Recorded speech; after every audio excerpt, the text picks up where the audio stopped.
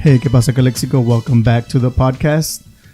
Today, I'm here at San Diego State, here in Calexico, with Nick Leon.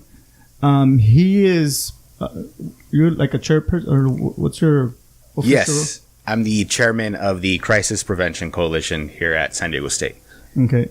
So, this is kind of a topic that's, kind of like has this stigma, or not. I don't know if it's a stigma, but we really don't talk about it much, and it's a little bit unfortunate because it's something that it's been happening more and more, and yet we as a community, or we as a I'm a public employee. I work for a school district. As a parent, I don't think I talk about it much, but your crisis prevention is, you guys are basically working on a project to gather data to kind of make a profile of what a school shooter kind of is. Am I? Yeah, that's correct.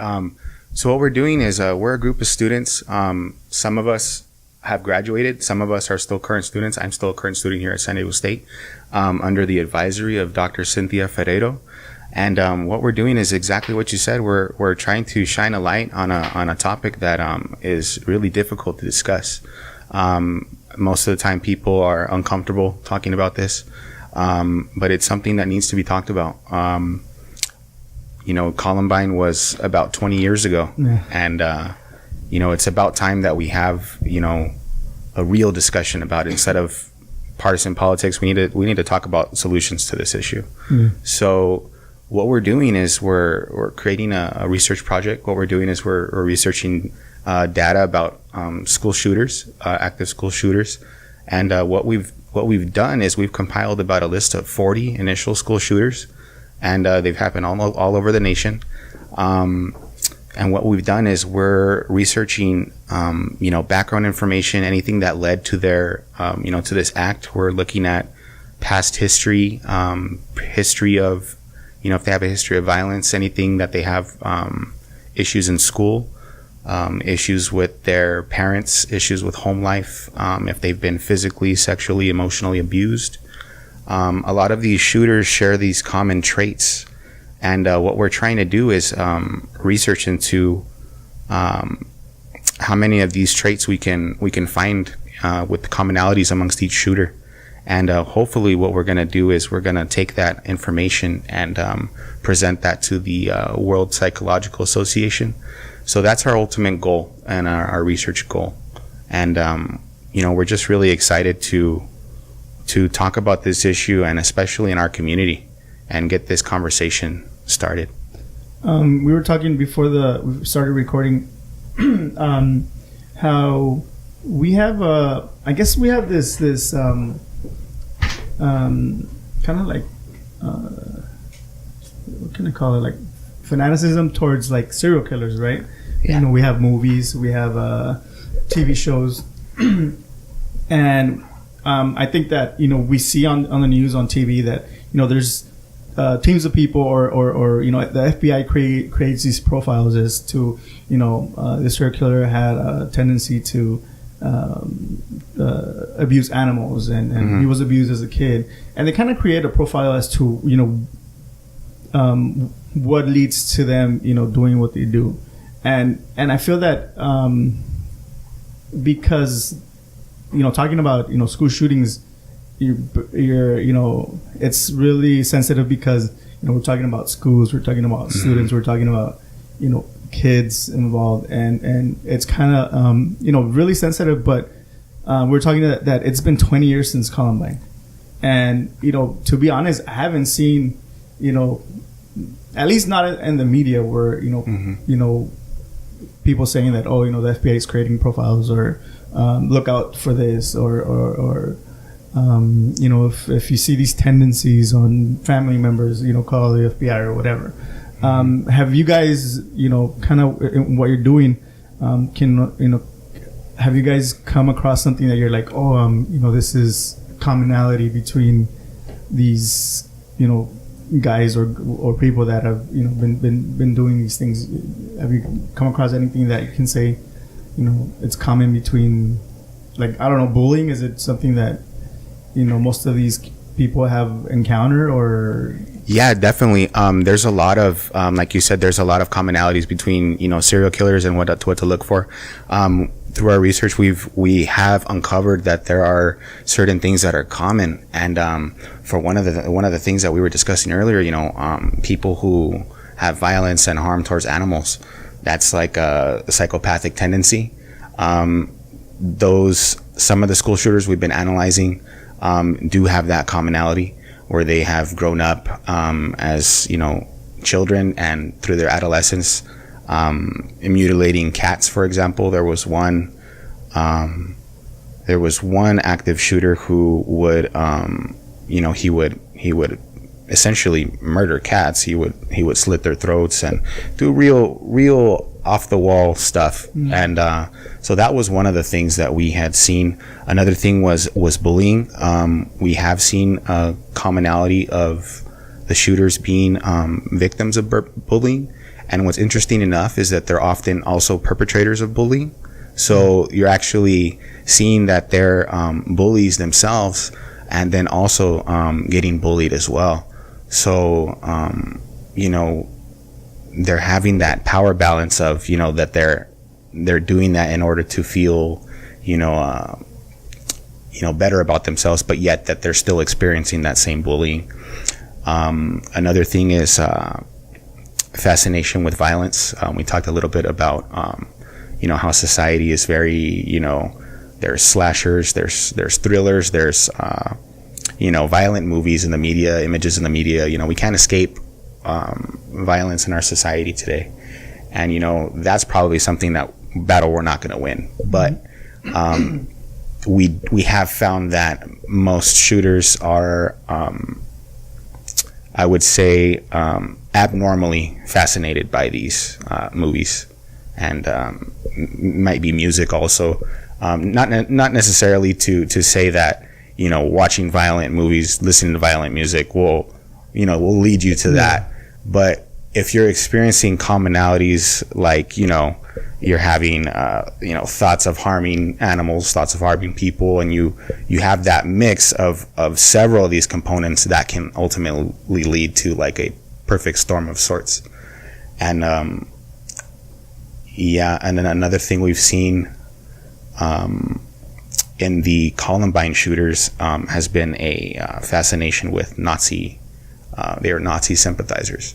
So they were having a Nazi ideology, thinking that they were superior to other people. So when people have those psychopathic tendencies, they kind of lose that thing that grounds them as humans. And they, and especially as an adolescent, their brain is not developed yet. Our brains don't develop until we're 25 years old.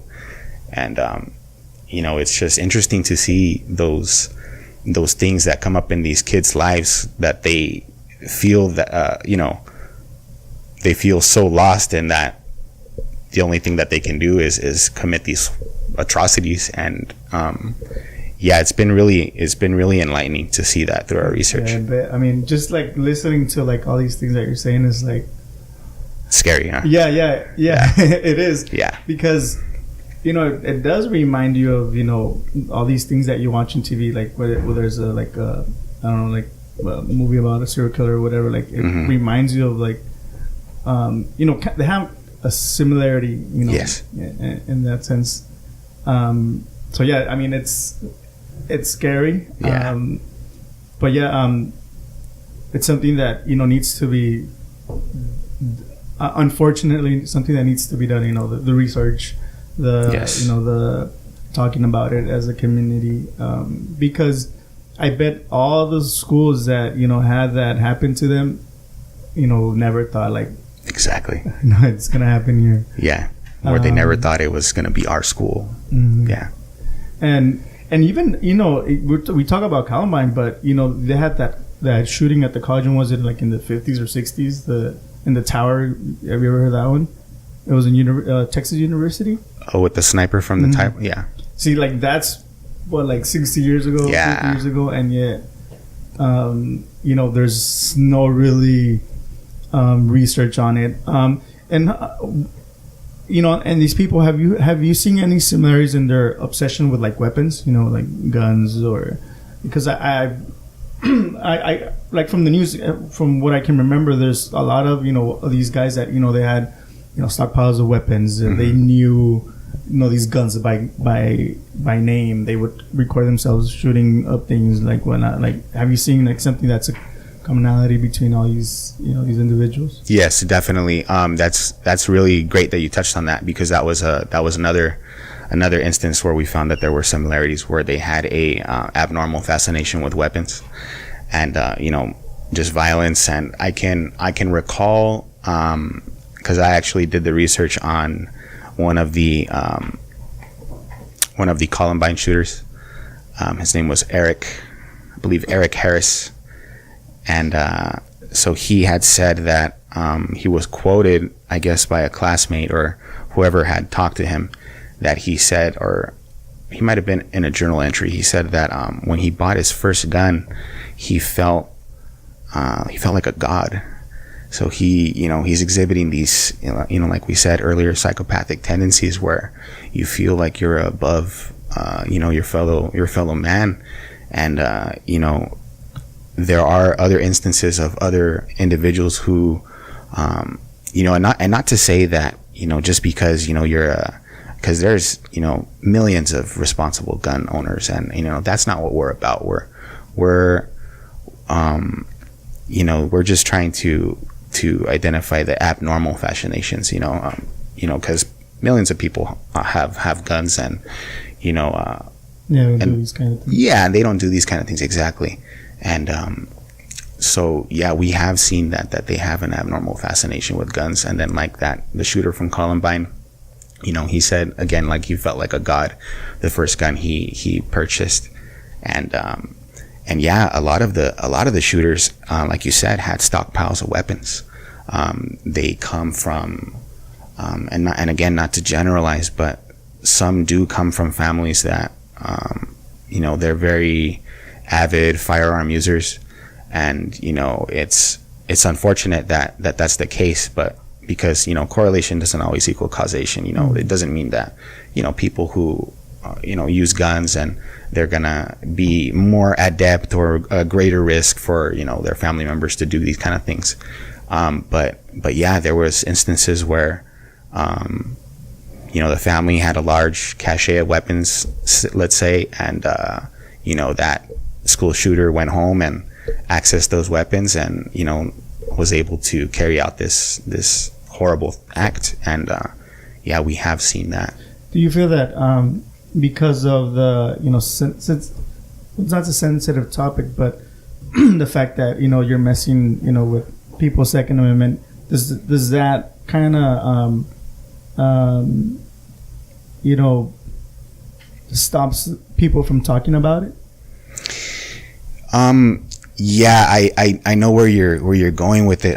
That's why I, like we wanna stress that we're not after people's Second Amendment rights. We're not advocating, people give up their guns, by no means. The Parkland movement, is great.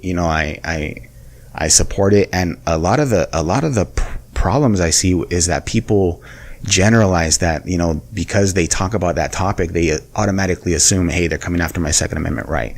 And that is not what we're after. And also from, a little bit of research into what they're doing, the Parkland kids, that's not what they're after either. And a lot of times, want, like, more regulations. Yeah, they just want more regulations. Exactly. Background checks. I know there's already a background check. It usually takes about 10 days to get a firearm. That's not what we're about. But there is that stigma that we have to be very explicit with what our cause is, because people tend to hear about and they kind of make assumptions, and that's what we're here for. We're here to talk to people and get a conversation started. And we're not advocating at all, again, that to take away people's guns. We're just, trying to fill that void, and we're trying to, do some research and see why these kids do what they do, and try and see what happened to them in their lives to lead them to do these kind of things. Do you know what's how many of those school shooters are still alive, like didn't take their lives or weren't killed? That's a good question. Off the top of my head, I don't. But I know that the Parkland shooter is still alive, right? Yes. He's Cruz. His name's Nicholas also, but he's a bad representation of the Nicholases out there. Yeah. But yeah, he was taken into custody alive, and but yeah, there are like you said, that there are people who do these things, and they do decide not to take their lives. We've been seeing that, as with the boys from Columbine, that they ended up committing suicide. So that's what we see also, that some commit suicide, and then some don't. Some have plans to escape, and then they end up killing themselves.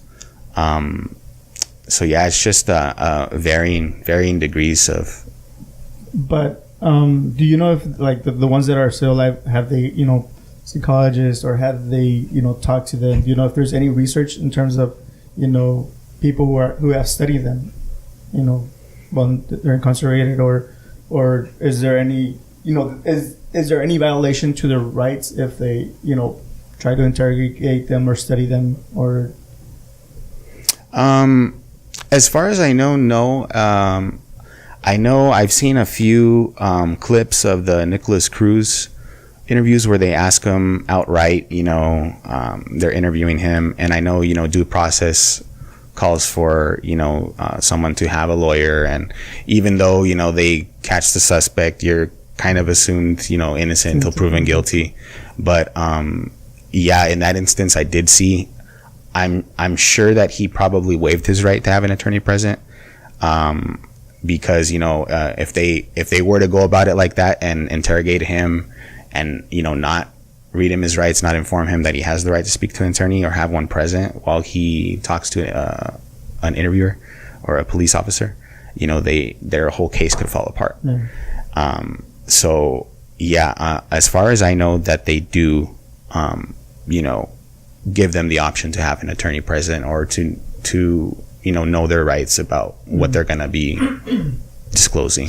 But there's no data in terms of after not the interrogation, but any medical professional that psychologist, whatever, that's maybe study them, or have a conversation, see what kind of what was on their mind during or afterwards. Oh, I see. Like a study into people who are still alive, who are okay. I'm sure there is. Right now, we're kind of getting started with our research. We have done a couple of the shooters.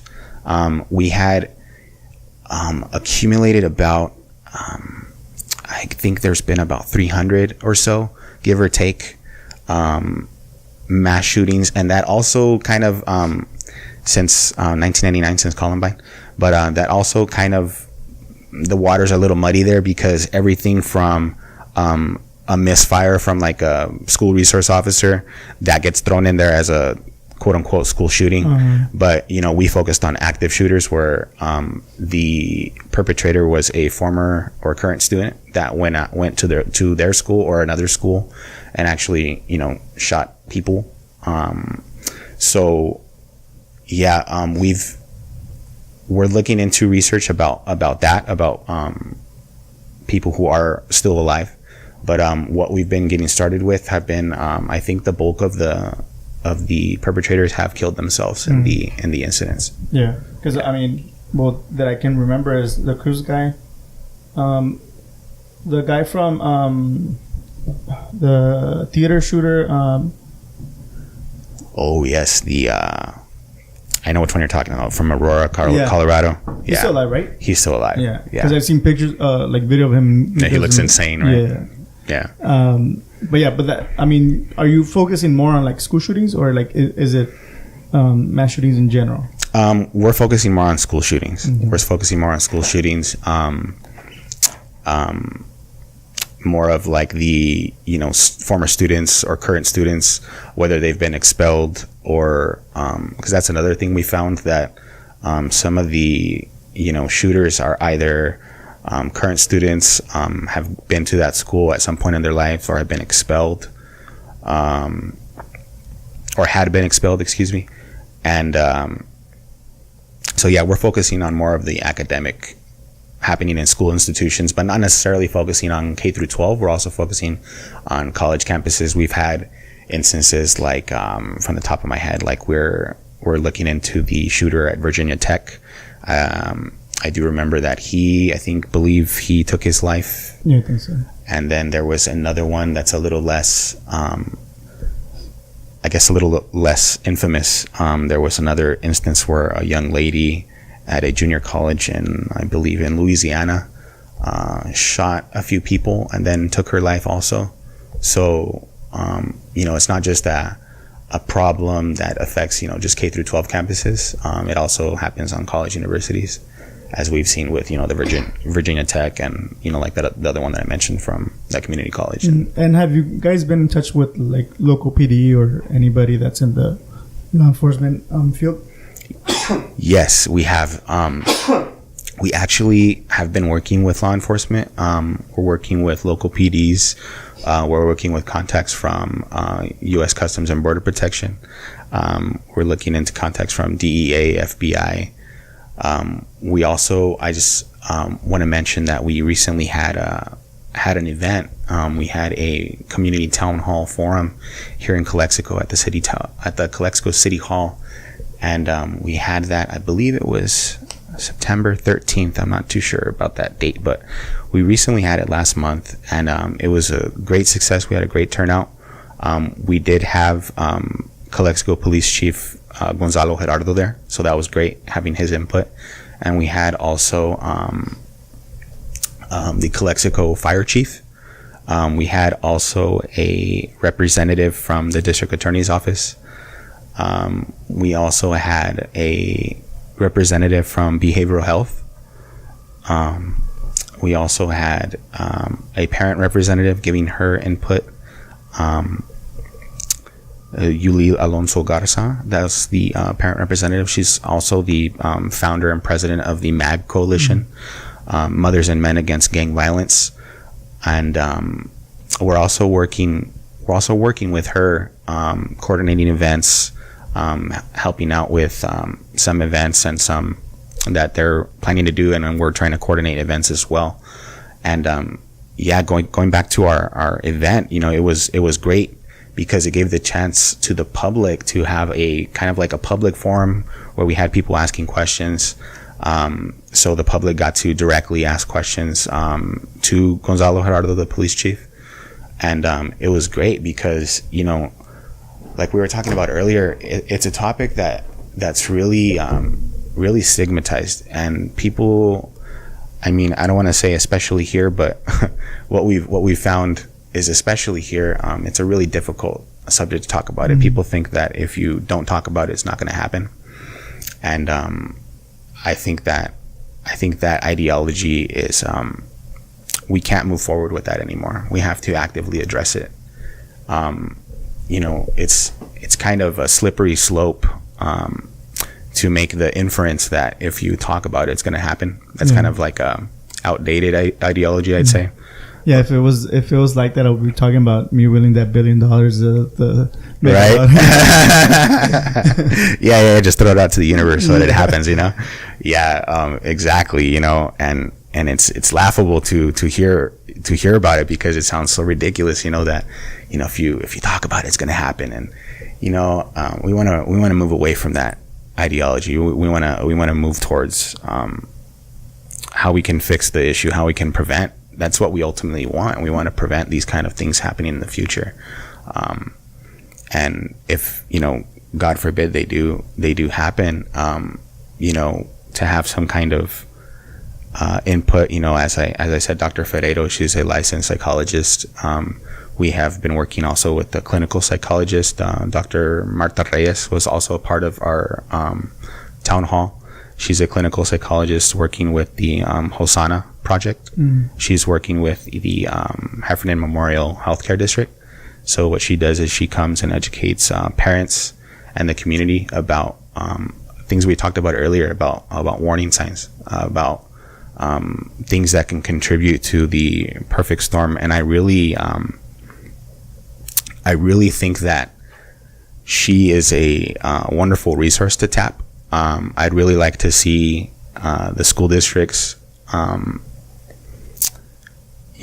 some kind of relationship with her, have some kind of curriculum that can be developed, where the schools can be open to having parent trainings, because she talks about things like we had talked about earlier, like people who have violent tendencies, people who have a fascination with violence, people who have a fascination with weapons, people who hurt or kill animals, people who have explosive anger, people who have mental, not to stigmatize mental illness, but people who might be exhibiting signs of mental illness who maybe are not diagnosed, which is another stigmatized topic that contributes to these kind of things.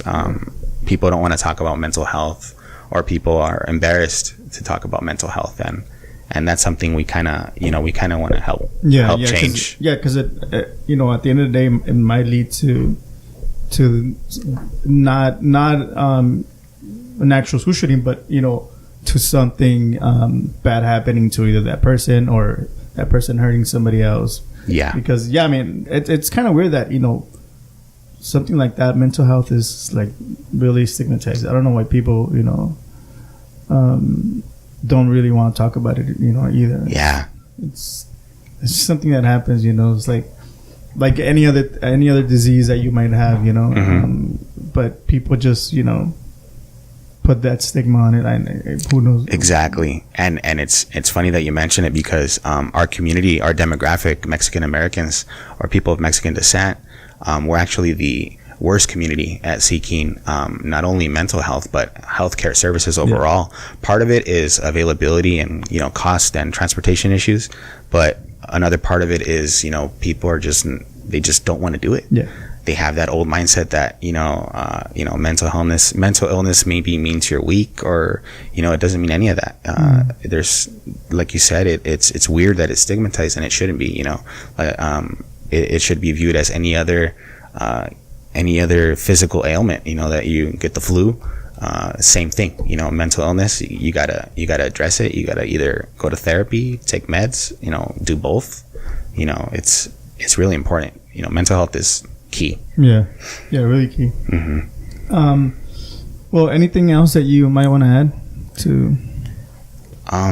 So we're I just wanted to kind of reiterate a little bit about our mission. We're a group of students working with Dr. Cynthia Ferreiro, and we're just trying to compose research on school shooters and commonalities of traits that they might exhibit in their lives, their past lives. That encompasses everything from their school, if they had trouble in school, if they had trouble with their family life, how their family demographic is, if they have alcoholic parents, drug users parents, emotional, physical, sexual abuse, like we talked about, if they have ideation with violence, weapons, violent movies, violent music, violent video games, and also we're not against the Second Amendment. We're all for it. We're all for it. About we support law-abiding citizens having access to firearms, because that's their right. But we're all about supporting legislation and background checks and all that. But that's not necessarily our mission. We're looking at providing direction to services and kind of getting a conversation started within our community. And I think it's great. I think it's great that I want to thank you for having us on your podcast. We really appreciate it. My pleasure. And thank you. And I just think it's great because we had our first event here in Calexico, and it went great. We had real positive reaction from the community, and that's great. But this is something that ultimately our vision is to take this statewide and possibly national, because if everything that existed to prevent these kind of things was working in its entirety, we wouldn't have these things happening. So not to point fingers at anybody or anything or any institution, but we just kind of want to get a conversation started and kind of see if we can help and prevent these kind of atrocities from happening. And also we're looking to take our research project to the World Psychological Association. So that's another goal of ours. We're going to be doing within the next few months. So that's what we're working on. And you can catch us on Facebook. We have our Facebook page. We also are looking into developing a podcast of our own in the future, hopefully. And we just want to get the word out to to the youth and to the community. We'd ultimately really like to see an involvement with the school districts. We'd really love to help any way, shape, or form. We're also working with MAG Coalition, Mothers and Men Against Gang Violence. We're working on some upcoming activities so we can stop the violence, and they have a commonality in their mission, and it's to stop gang violence. And although it's a little bit different from our research project, we're kind of aligned in the same mission, to kind of stop violence and save lives. Exactly. Perfect. Couldn't have said it better. So we're doing that, and we're looking forward to having another town hall and getting more people involved, just getting the word out there, starting a conversation. And we're just really, really excited to move forward and to contribute. And like I said, again, thank you so much for having us on. We really appreciate it. To me, because I came here when I first thought that your coalition was kind of like suicide prevention kind of thing. Okay, yeah. Because I just skimmed through your Facebook page, but now that when I came in and we were talking about it before the podcast, I was like, man, this is mind blowing. It's kind of like I'm a little bit speechless in a sense because even right now when we're talking, every time you say school shooters, like kind of like even myself, that I feel like I'm a little bit open minded in that sense. It kind of like shocks me, like that's something that we're talking about. That's something that it's out there. Out there in the universe, right? Yeah, like you said, it's horrible that we have to talk about this, but it's essential. It's essential. We're in a new era of the world now, where, like you said, since you mentioned the one happening in Texas, that was 50, 60 years ago. And then, Columbine was 20 years ago. So we're about due for, some kind of radical change to, stop these things from happening, because, essentially we look to law enforcement to protect us. We look to, our government and social institutions to protect us. But, these things are happening and they're happening at an alarming rate. And, like you said, it's what I think is also unfortunate is that these things happen. It seems like they happen so often now that people are kind of normalizing the issue. A lot of people, see it as a school shooting, like, oh, that's terrible. They're shocked. But, it's kind of that we're in that era of the 20-second news cycle where something happens and it's covered for a few days, and then the next thing happens, people forget about it. The next Trump scandal comes out and people forget about it and move on to the next thing. And that's what we want to kind of help out as much as we can with that. And it's it's just totally unfortunate that we have to even talk about this, but that's how change happens. That people talk about things that make them uncomfortable. That's what happened with the social rights, civil and social rights movement and of the 60s, and that's a conversation that we need to have. We need to have these tough conversations, and we need to move forward, and we need to have a game plan, and we're just so excited that we can contribute to that talk. Yeah, we need to talk a little more. But thank you for your time. I'm still a little bit speechless in that sense, but I know. But at the same time, I'm really interested, in this whole, research that you guys are doing. Hopefully, like in the future, you do come up with your podcast, or if you want to come back and kind of like give us an update as to what you guys are, have found, or maybe once you bring it up to the state or to the national level, we'll have another talk. But it's really, really interesting, unfortunately. But thank you for your time. Thank you for you guys, you and Dr. Ferreiro and your group for starting this. But I, like I said, I knew about your coalition because of Edward, but I didn't really know it was leaning towards that. So I mean, I'm glad we got together today and put it out there, and I hope that people really look into it and start talking about it, because it's scary. It's really scary, and we're just so excited that we got the opportunity to get exposure, and thank you again, and that we're just